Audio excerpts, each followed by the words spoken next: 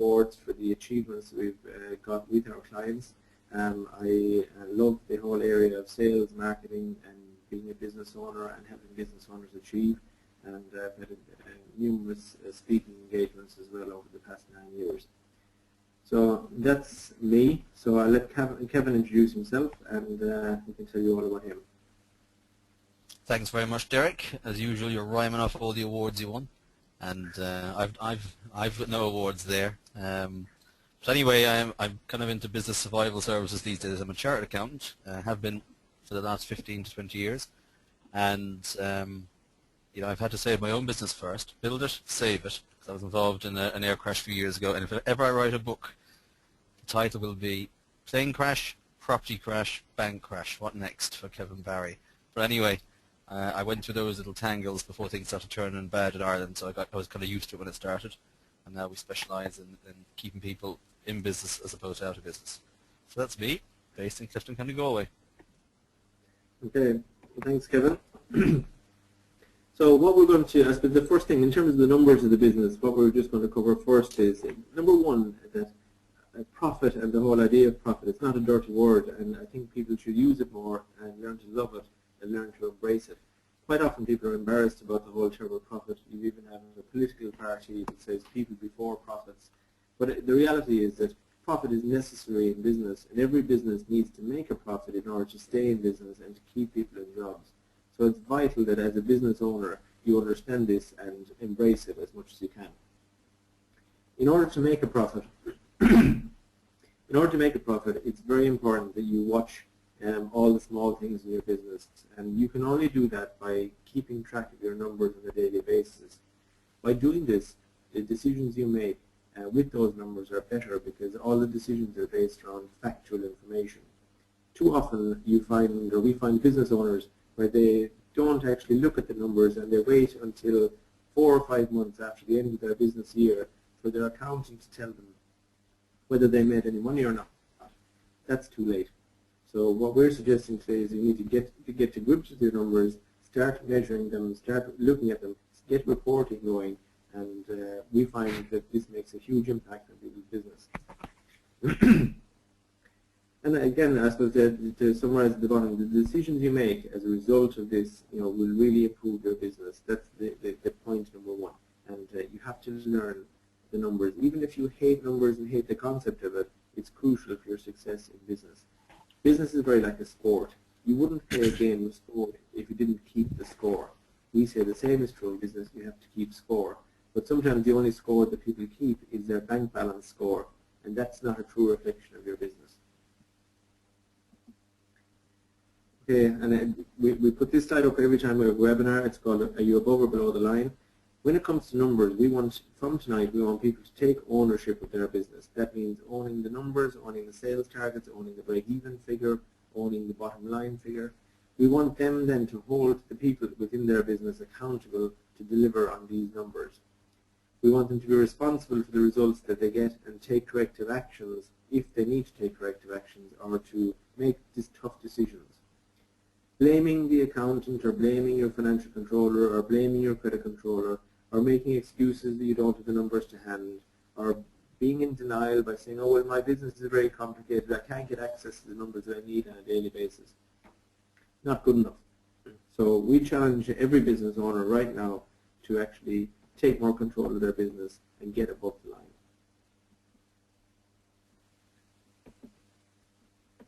Okay, we have a little David and Goliath thing there. That's a winner or a victor, and for people who operate below the line, you have victims.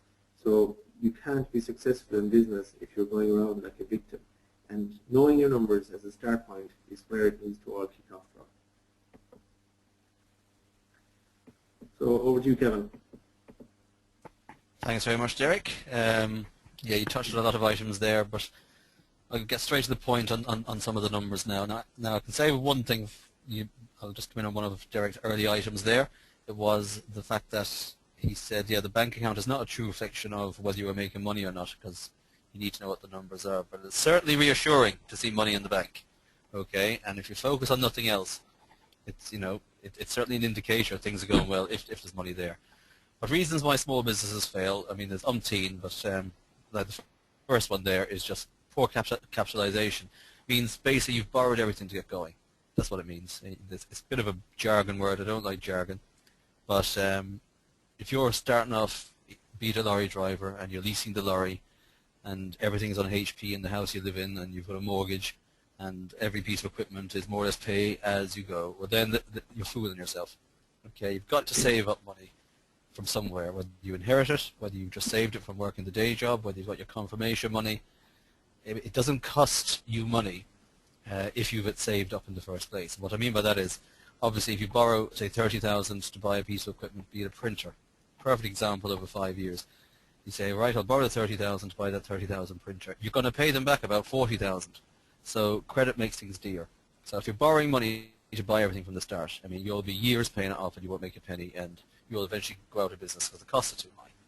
Oh, it sounds obvious, but if you know someone starting up a business and they don't have a bob, well, then they should forget it. Second one, poor planning. Simple one. The first thing you do before you build a house and try and sell it is work out what will it cost you to build it, and then what will the market take out there. You know, that's easy enough. But just plan ahead. You know, where is the business going? What's the long-term plan?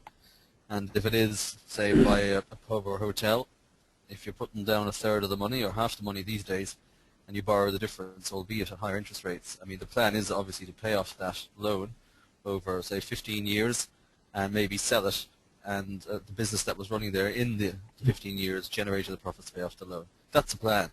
It's better than no plan, which is I'd love to run a hotel because I just love it. Okay, so no matter what the business is, that's where you do plan ahead. Where do I want to be in 1 year, 3 years, 5 years? Beyond that, I mean, apart from having your dream, I wouldn't plan to exactly. You know, lack of business skills. This is a huge one. Now you can always hire these, and it's to recognize what you don't have. There's a great book out there. It's called The E-Myth, and it's where effectively its second title is why most small businesses fail and what to do about it. So if you want to write that one down, it's a famous book, and you buy it at any airport, you buy it in any bookstore as well. But effectively, you know, some people are doers. You know, they're mad to do the work. They're out there. If they're going to digger, they're mad to dig up the hole. If they're going to shop, they're mad to stock the shelves. You know.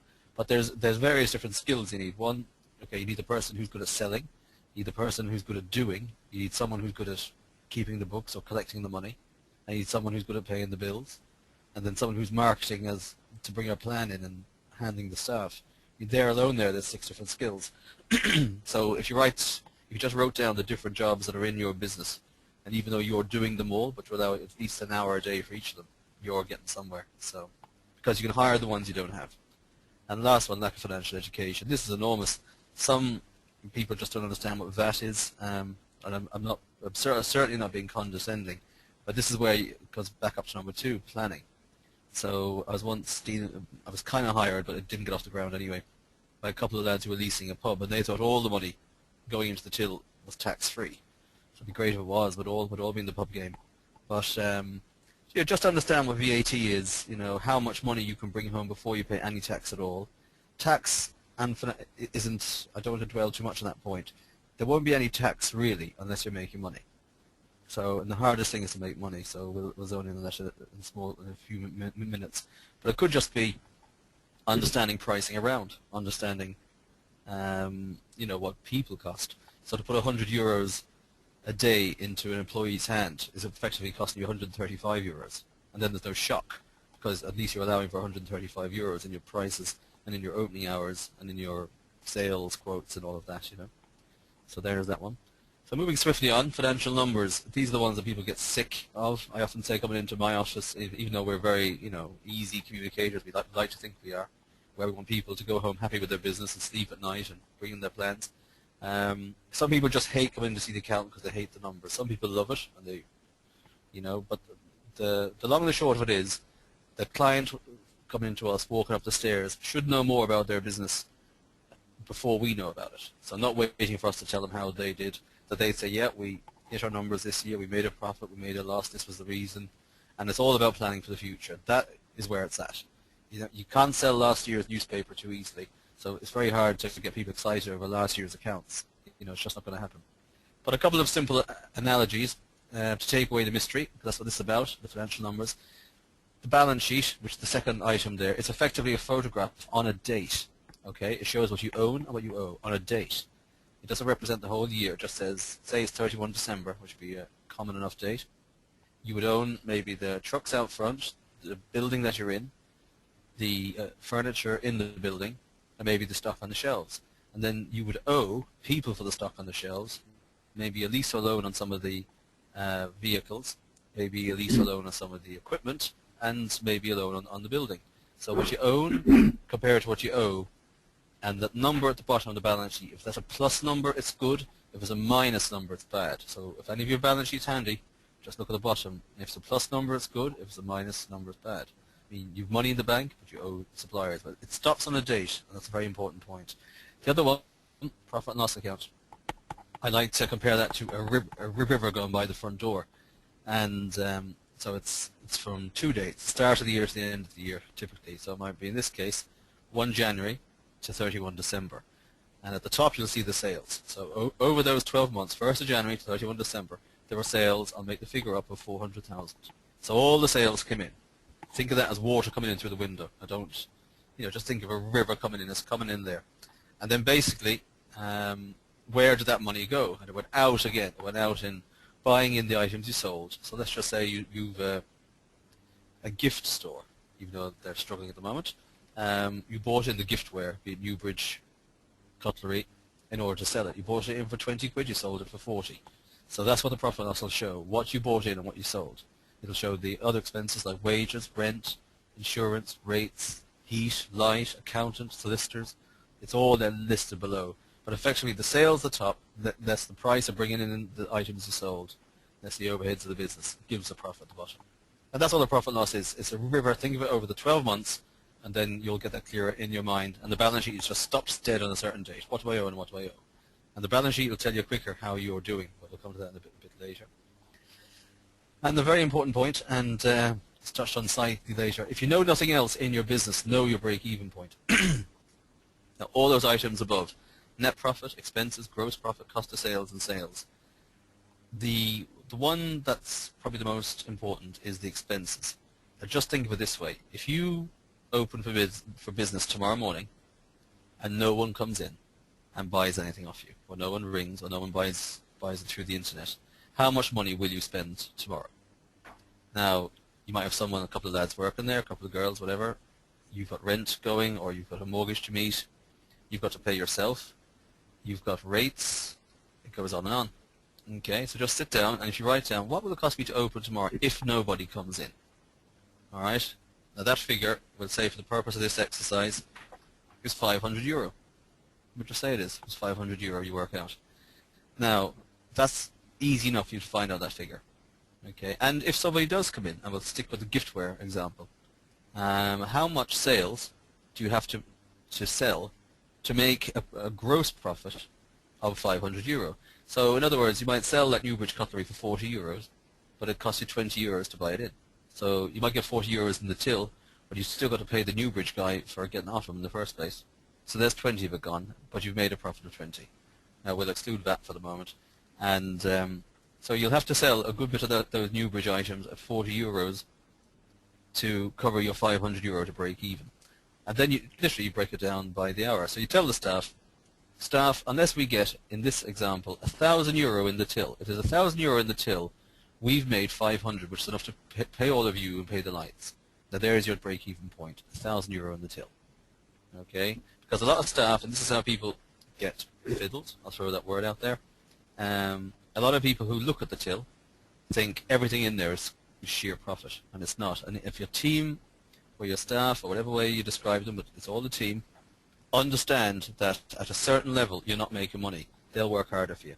And how they'll work harder is you say to them, unless there's €1,000 in that till every day, I'm either going to have to cut staff or cut hours.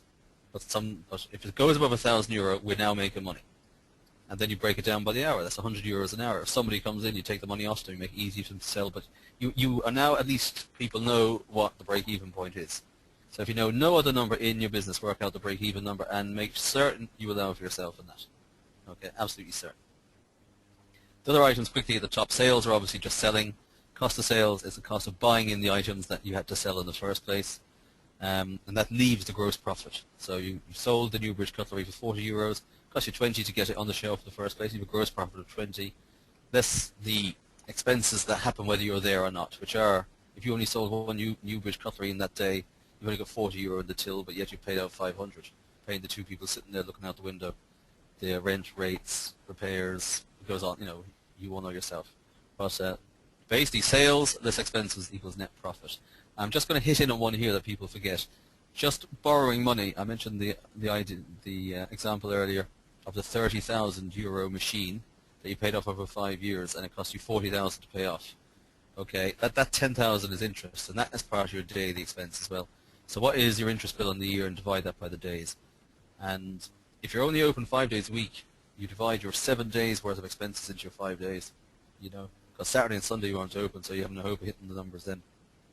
But at least if you know your break-even number, believe me, if you know that number, you'll hit it.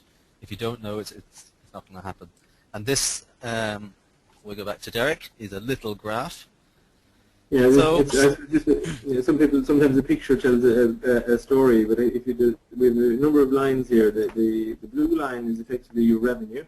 So that's the line here the mouse is pointing to right now. So that's your revenue throughout the year. The purple line here is your cost of goods.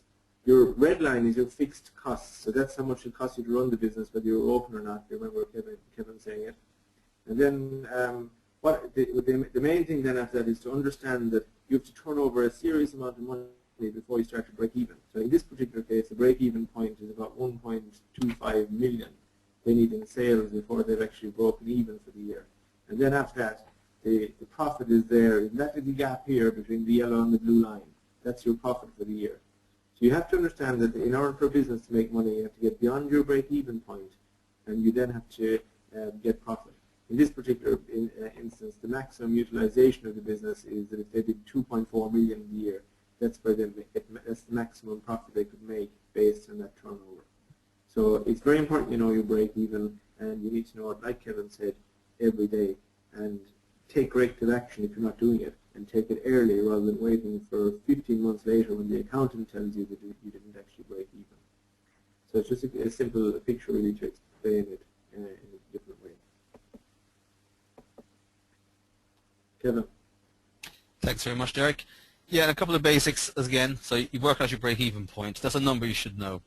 The second thing is, if it's practical, hopefully it is, you don't need an accountant to tell you if you're making money. If you lodge every penny that comes into the bank, and you pay every penny you owe in the business out of the bank. So if you just do that item alone, have the bank just lodge everything and pay everything out of the bank, no cash and all this type of thing. If there's money in the bank account, okay, and you owe people nothing, but then you're making money. So that's an obvious one. You've lodged everything and you've paid everything to do with the business out of the bank, and there's still money left, but then you're making money. So that's the simple one. So if people just did that, it would tell them a lot. But sometimes people say to me, this is when the stuff comes in the door, am I making money? And I say, well, I don't know. I haven't looked at it yet. Have you money in the bank? They'll say, no, but I'm owed a fortune. And do you owe people money? Yes, I owe a fortune. So do you owe more? The famous line, do you owe more than what is owed to you? And if the answer to that is yes, you're now tricky, because even if he collects the money that's owed to him, it won't be enough to pay the debts. And you now, it was different in the old days where you could just sell something and bail yourself out. There's no bailing yourself out anymore, and there won't be for a while. So, but coming back to the slide here, sales to gross profit. Yeah, just once you're clear in your head on how much you've got to get in the till in order to pay what it says pints of beer, to pay Guinness and to pay the cost of running the bar. It might be 1,000 a day, pays everything, and break even above 1,000, we're making money. But on every pint you buy, a pint now is around €4.30. It might have cost you €3 to buy that pint. Okay, just to give an example. So there's €1.30. That's the gross profit before you pay for the rent, rates, wages, advertising, everything else that happens whether you're there or not. So gross profit is the amount you've made before you pay the fixed costs. So the fixed costs are, if you didn't open the door and no one came in, what money do you have to spend? Okay, so that's that one. So gross profit, it isn't that important to figure actually. the important thing is that you know your break-even point. So how much you make on every item you sell. So if you sell signs, you might make €1 on particular signs or €50 on different signs. If you sell services, depending on what the people working for you cost, for every hourly charge that you charge out, that you know how much you're making on it. So you might be charging out €50 an hour, but the guy's only costing €30 an hour. So your main goal then is to market your services and get those hours happening. Calculating cost of sales. Okay, variable costs. These are costs that only happen if you sell something. So I'll just use the, let me see, I was going to use the engineer, but that's not a good one. The trouble is with staff, they're not variable. You can't send them home when there's no work. You can, but you can't really, the laws are. So you either put them on short time, or you keep them going and you find the work for them. But you can't just send them home halfway through the day. You can't get away with it for too long anyway. You'll either lose them, or they'll start invoking other rights they have. But cost of sales are the costs that are associated when you make a sale. So let's go back to the great developers. When they build a house is up there. It's built, and they sell the house. And the cost of building the house is the cost of sales, the site and that. That's what that is. But that was good in the old days when they might have pre-sales or stage payments. But now, again, cost of sales, it's a variable cost. Food, for instance, you have to buy in the food before you sell it, put it on the table. It's a cost of sale, but really, if people don't come in and eat that food, it's now you're going to have to throw it out. You can't give it back. So these are nearly fixed costs now. So there's less and less of variable costs associated with sales because people just won't take stuff back off you. Calculating gross profit, just the cost of what you sell an item for versus what it costs you to bring in. Because you'll find a lot of the items that people think are cost of sales, like wages, and that aren't. The people, you've got to bring them in, whether there's business or not. They just have to be there. So that's that one. Okay, and I'll just kind of bring your attention there to QuickBooks. I'm a huge fan of that program. It's very user-friendly. It's very cheap. I don't mind going on record, it's the best one in the market, leader in the US and in the UK. A lot of the other programs that are out there are very, very pushed by accountants like me because they trained with them and they don't like change. But I've used 7 different packages. QuickBooks we've never really gone off. It's so user-friendly for non-accountants. And Kevin Barry's Kevin Barry on it, Derek O'Dwyer's Derek O'Dwyer. There's no jargon. A check looks like a check. There's no supplier 21 or customer 43 or nominal ledger updates. All that jargon. It's all very straightforward, lots of nice graphs. And if you do nothing else but go on to quickbooks.co.uk or quickbooks.com, there's actually a free demo there and loads of stuff on YouTube. So you should trick around with it. It'll help you find your break-even point. Okay. Thank you, Derek.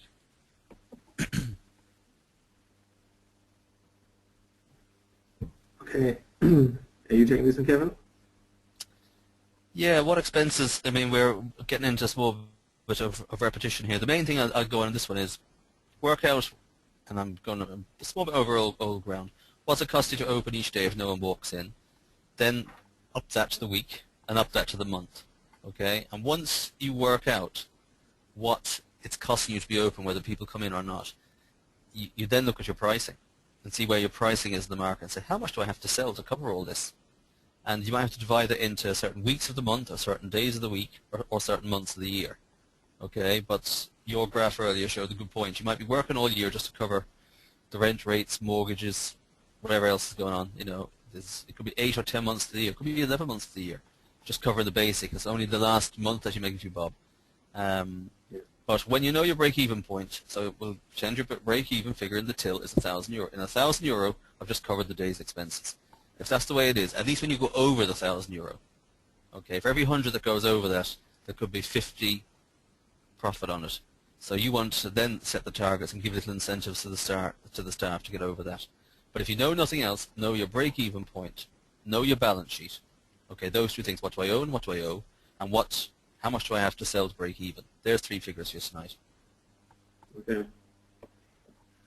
Thanks, Kevin. In addition to the accounting numbers, there's also a lot of non-accounting numbers that you also need to know in your business. And very simply, the one we always show people is that in order to get to the profit figure at the bottom in red there, you have to understand the number of inquiries that you get. You have to understand your ability to convert those inquiries into customers.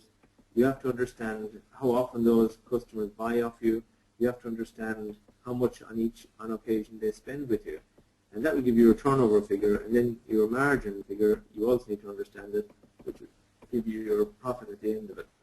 Now, I just briefly went through that because I just want to explain that there's a lot more numbers outside accounting that you need to be aware of as well, because the more numbers you have in your business, like I said before, you're going to make better decisions about how to run your business, what to do more of, what to do less of, and it's all based on fact and not emotion. You could. I was actually with a client today, and they had a brilliant day on Saturday in the business, but they were saying how brilliant it was. But I was then asking them, what about did the member of staff phone in the results for the other 5 days of the week? And they said, oh yes, they were very bad, but they were on an emotional high because of one good day, even though they'd lost money for 5 other days of the week. So it's very important to base it all on the results that you get in your business based on factual information. Now, in order to support these, there's other numbers as well that you need to actually start recording. So some examples, and we call them key performance indicators or KPIs or whatever you want to call them. But when I'm working with a client, we're getting them to record every day the sales, the number of appointments, if it's an appointment-based business, because activity leads to revenue, which leads to profit. If they're not doing any activity, they can't actually make a profit. Sometimes people are not doing enough of that. We measure marketing activities for a week because sometimes people need to market their business a bit more than others, and you need to get people into the business. If they're not doing any marketing, they can't expect the door to open. Or they can't. Marketing also encompasses staying in touch with existing and past customers. They need to do that as well because they need to build loyalty. So we measure that because by measuring that now, it will help us to keep the business on an even keel rather than actually waiting for it to dip and then reacting, by which time it's too late and you've got a boom-bust type business, which is no good. Even simple things like a key number is how many procedures documents have we got in place? Are we putting systems in place in the business?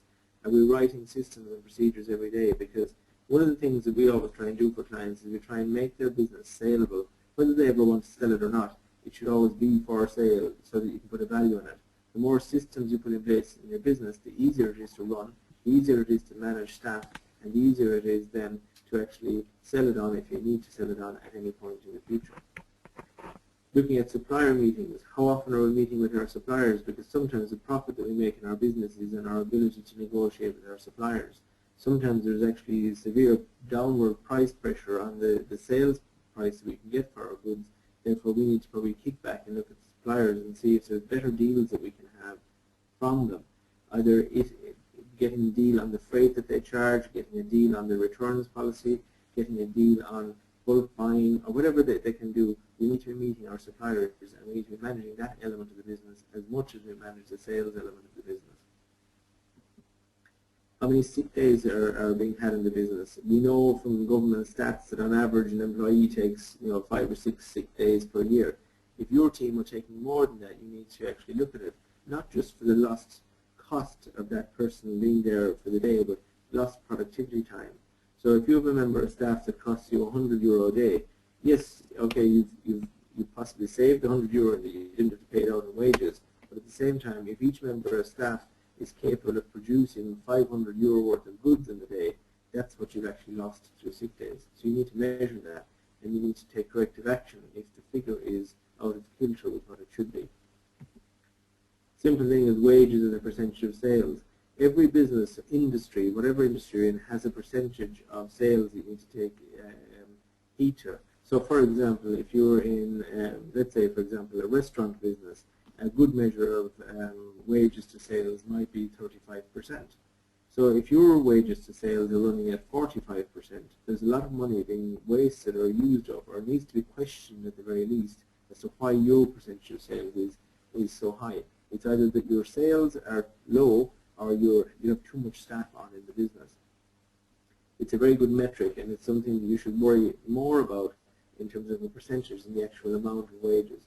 If your wages are €10,000 for the week, but your sales are €50,000 for the week, well then that should be okay. If there are 10,000 and your sales are 20,000, that's a problem. So the percentage is very important. Gross profit percentage for the week. Again, every business has a metric that they can actually look at. So if, for example, again, if we use, let's say a garage, they might have a gross profit percentage for the week of 35%. If your garage is running at a gross profit percentage figure of 25%, then there's a lot of money being wasted. More often than not, it's been wasted in terms of poor productivity by your team. If your mechanics are not billing out up to between 35 and 40 hours per week in the business, then you're going to start losing money. And until you measure it, you'll never know where that money is being wasted. The size of the database. Again, it's another non-financial number because we stress every time we do one of these webinars the importance of staying in touch with your existing and past customers, because they're the easiest ones to actually communicate with, sell to, and build a better relationship with. If you're not building and growing your database and cleaning up your database, your business will struggle. Maybe not today, maybe not tomorrow, but in future it will, because at the end of the day, people buy from people they like. If you don't know who the people that like you are or where they're at, every time you want to increase your market or increase your sales, you're going to spend a lot of money on marketing and advertising. More often than not, communicating with customers now is free through the use of email, web, everything like that. So you need to build your database. We call these things key performance indicators. It's effectively like a dashboard for your business. If your KPIs are correct, like driving along in the car, if you don't see any red lights, you pay no attention to your dashboard. Or you can glance at it every now and again to have a quick check, am I on the right track or not? So these sort of non-financial numbers are very important numbers. And the ones that I've used here, they're not necessarily the ones that you might use. You might pick 5 key ones that are relevant to your business that make sense to you, that you can measure and put into place. Okay, so very important on that you understand the numbers in your business, and not just the financial numbers, but the non-financial numbers as well. It's very important. So I guess numbers are there to help you make better decisions. And I'll give you an example. You know, I was working, I used the example of the garage there previously. I was working with the garage, and they had 3 mechanics, and the 3 mechanics were billing out about €6,000 a week. The parts were costing them about €3,000 a week that they needed for the cars. Therefore, they had a gross profit on that business of, let's say, €3,000. But we also knew that in that business, when you added up all the wages for the 3 mechanics, the girl in reception, the owner of the business, and the person in accounts, the running costs of the business were running near $4,000. Because we measured them and put them in place, we also identified that the mechanics were actually only billing out 25 hours of work per week. But they were all very busy. They were busy morning till night. But what they were failing to do was they were failing to look at what they could actually charge for the work that they were doing. So while they were busy spending 3 hours on a car, which they should have billed out at, let's say, €200, but they could only charge €100 because of the standard service, they'd lost €100 on those 3 hours. But by measuring it and by taking corrective action, we could put things in place to say, there's a service for a car to be done there. You need to take no more than 1 hour and 20 minutes on it. And if you're struggling to do that, you need to come and raise it with me before you actually go and spend any more time on it.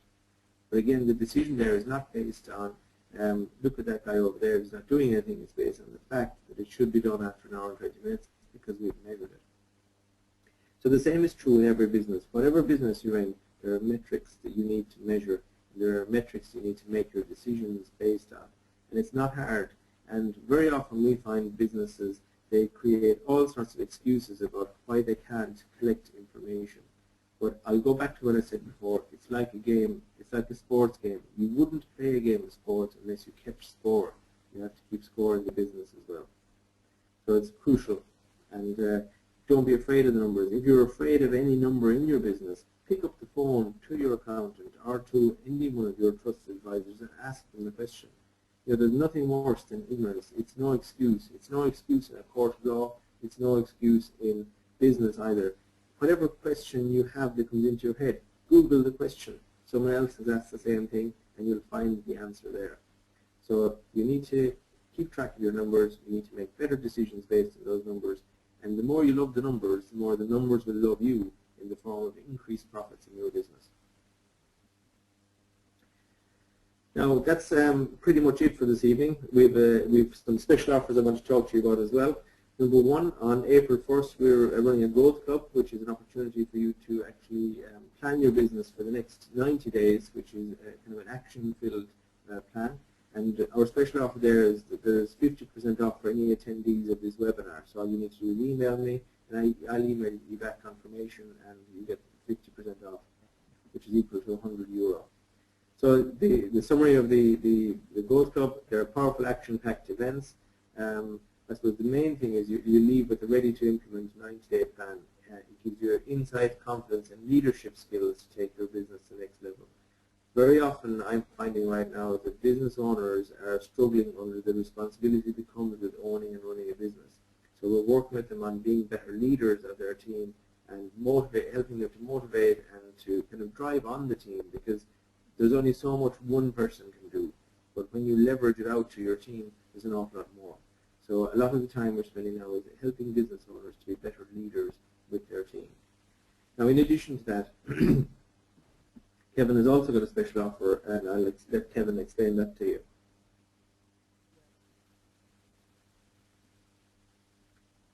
Kevin?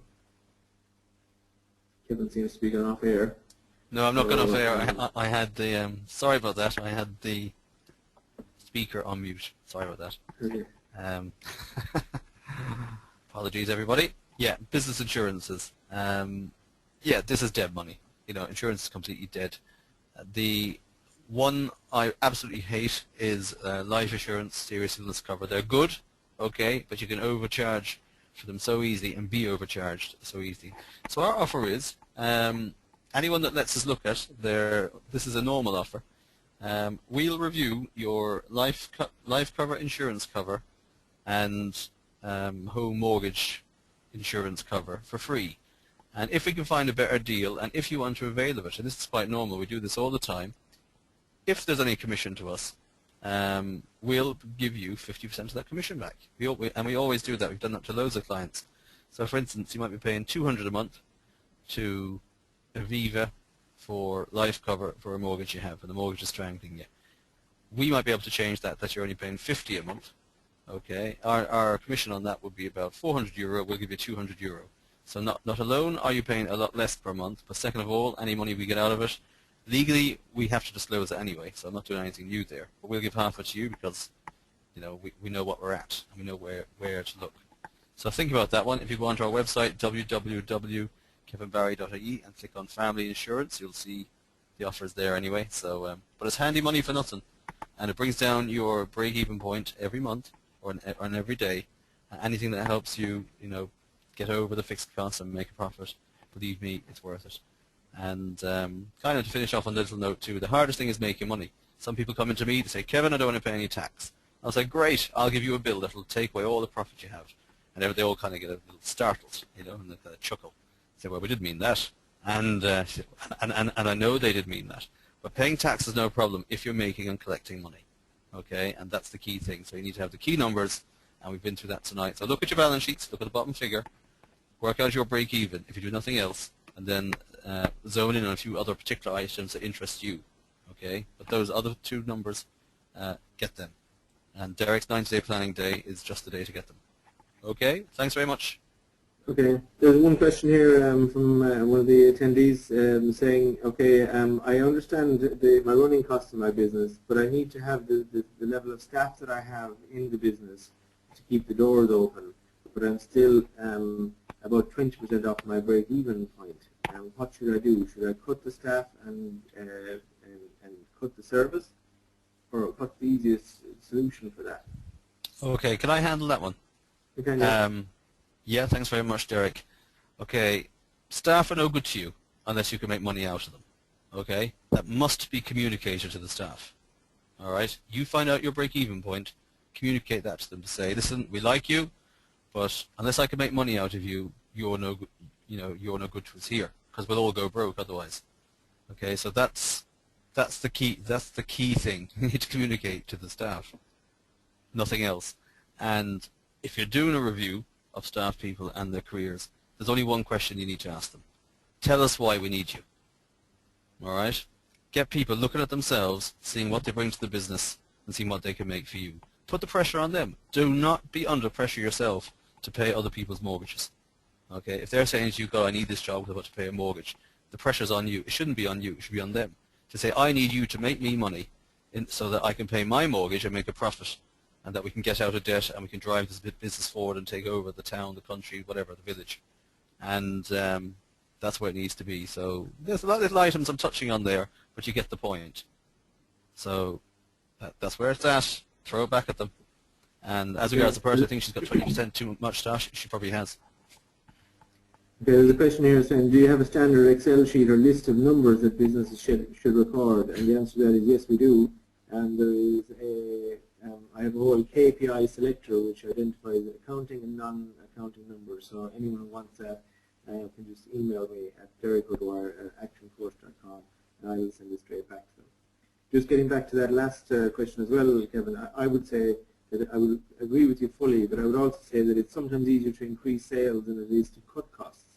So they should look first of all and say, how can we increase sales here fast? And do whatever it takes to get more people into the actual business. If that's not happening, then you need to make some tough decisions and cut costs wherever you can to keep the business going. So there's no other question at the moment, so what I'd like to do is I'd like to thank everyone for their participation tonight and hopefully got some value from it. We were trying to, I suppose, pitch the webinar at a level where a person starting out in business would understand and that someone in business also will get maybe some ideas in terms of how to run their business on a more financially sound footing. So again, if there's any questions on anything there tonight, just email either myself or Kevin and we'll be delighted to help.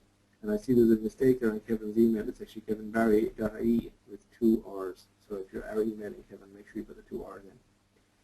That's my mistake. Okay, thank you very much. Anything left from you, Kevin? No, go out there, guys, and knock them dead. Okay. Thanks very much. Thank you very much, everyone, and we'll talk to you later.